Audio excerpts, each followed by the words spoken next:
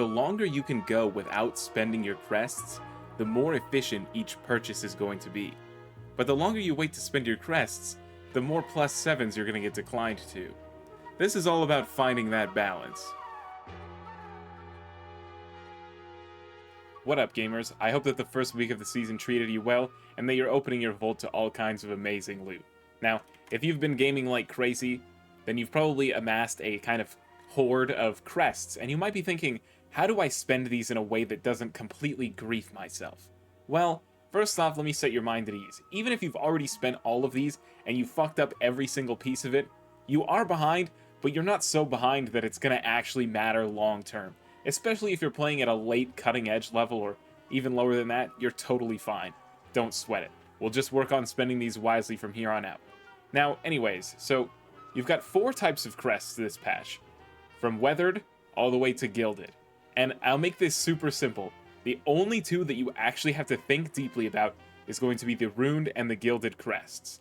Now, as far as the weathered and carved go, your main concern with these is just going to be spending them as liberally as possible in the most powerful slot you can choose.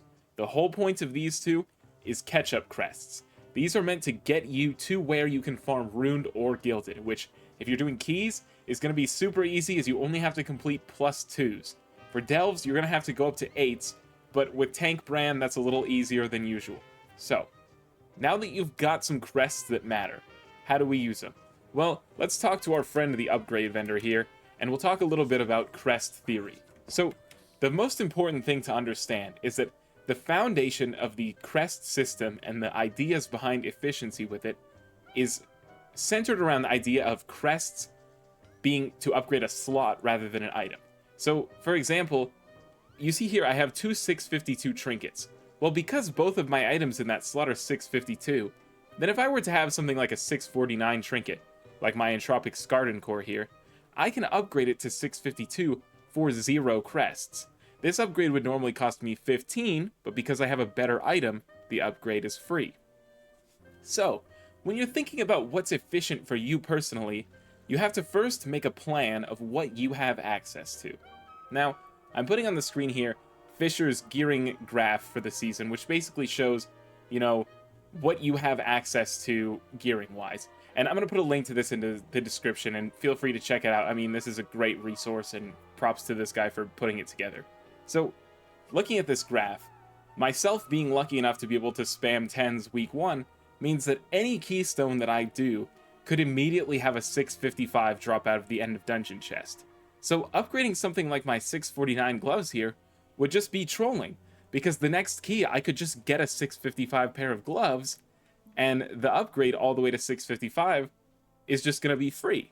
It would save me 30 rune crests to simply wait until a pair of gloves drops. So that's kind of the theme here, is going to be waiting, because the later you spend your crests, the more efficient it's going to be. And to give you an example, I'm going to walk over here to the Great Vault, but let's assume for a minute that I wanted to upgrade my weapon, because my weapon is my most powerful item slot.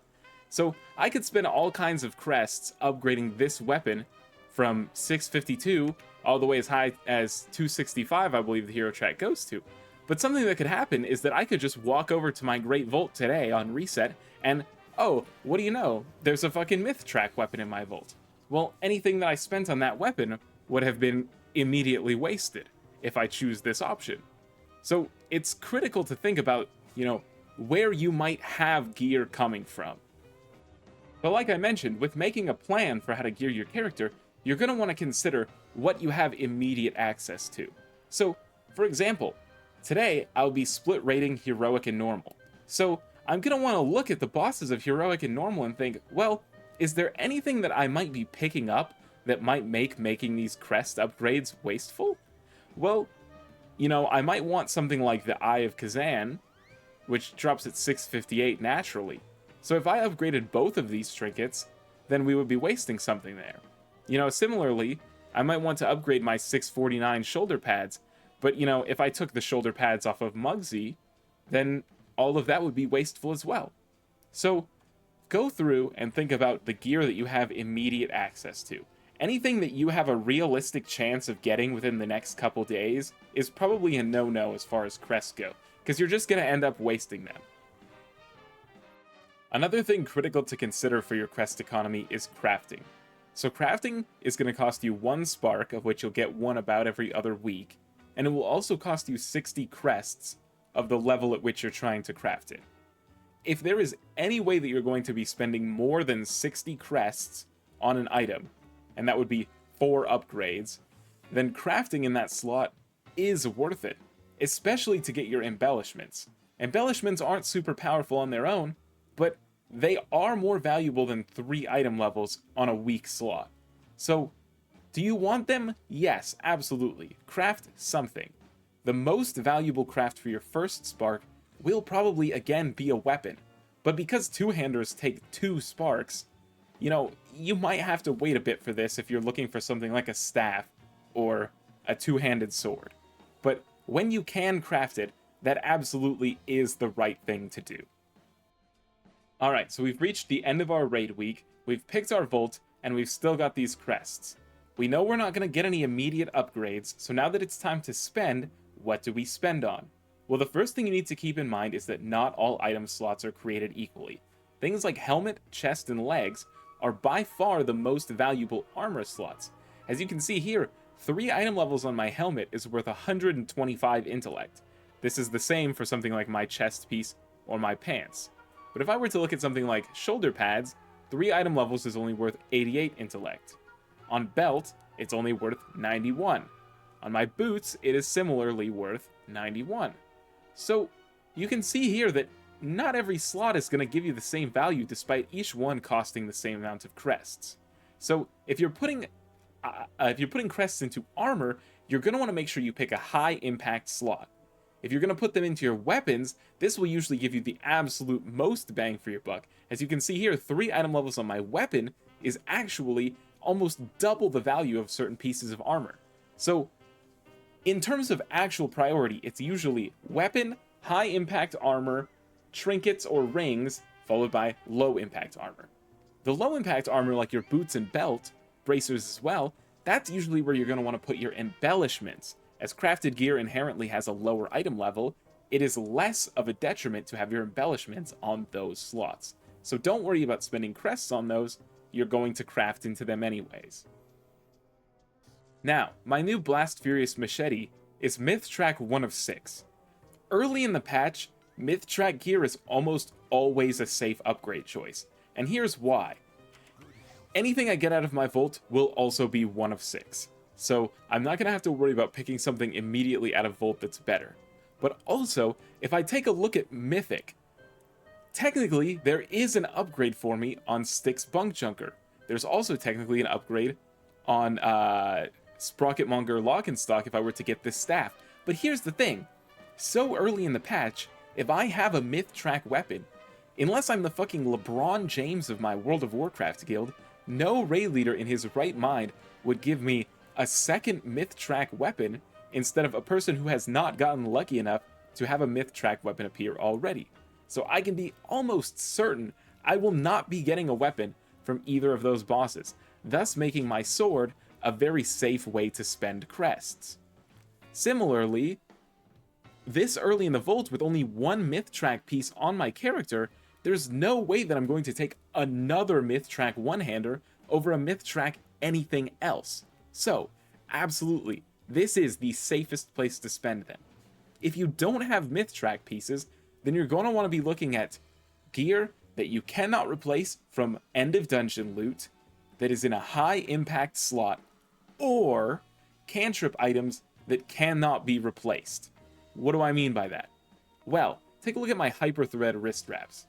Hyperthread wrist wraps exist on the hero track from end of dungeon. They also could come in Myth Track from my vault. But a Myth Track Hyperthread wrist wraps, just like a Myth Track egg sack was last season, is a purely hypothetical item. You may go the entire season and never see it. So, is it worth upgrading your wrist wraps to the maximum level of that track? Yes, because the odds that you see one next week are low. The odds that you see one 6 weeks from now, or by 6 weeks from now, yes, it's a possibility, but it's not a guarantee. So it's not going to be griefing to have assumed that you wouldn't get one yet. So that's a fair upgrade as well. So, what is the most impactful way to spend your crests? Well, the first and most important thing is going to be getting your weapon as strong as possible within respect to gear that could drop at the end of the dungeon. So if you have something like a myth track weapon out of your vault, you're going to want to upgrade that. If you can craft a high item level weapon, you're going to want to do that. Anything you can do to get your weapon as strong as possible in a way that doesn't waste crests. That is priority number 1. Priority number 2 is going to be any high item level slots like helmet, chest, or legs that you can't replace just out of a chest at the end of a dungeon. So for me, being able to do 10s, that would be anything in those slots that is 655 or higher. Next, I would prioritize any useful cantrip items that you may never see on Myth Track. For me, this would be something like my Hyperthread wrist wraps. For some people, it could be their Signet of the Priory. Basically something that you will want, even if it's Hero Track, knowing that you might never get a Myth Track replacement.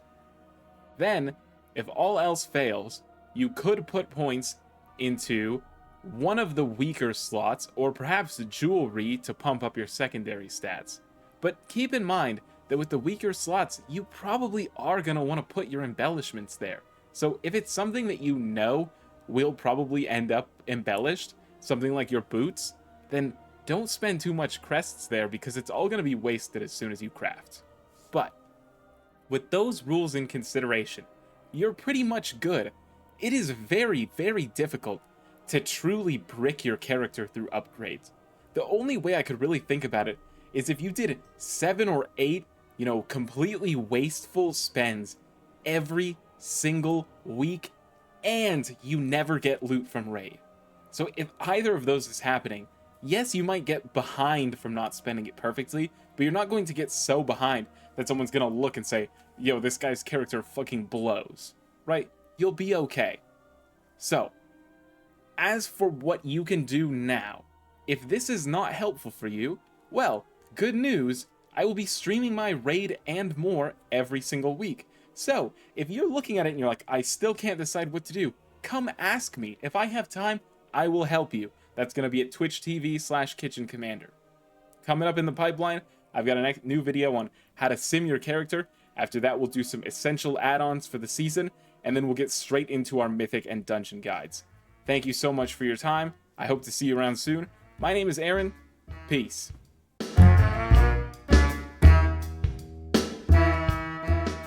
Yo, this guy's character fucking blows.